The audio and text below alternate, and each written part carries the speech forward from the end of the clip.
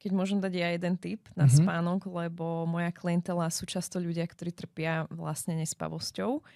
Hlavne kvôli tým stresovým dôvodom, to väčšinou býva.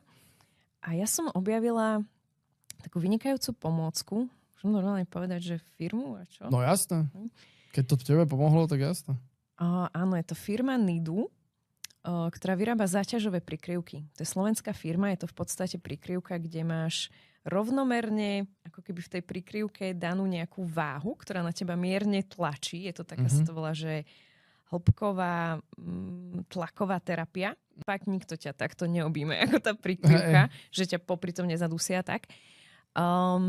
A bolo to také, že normálne sa človek až tak wow, aký nový prežitok.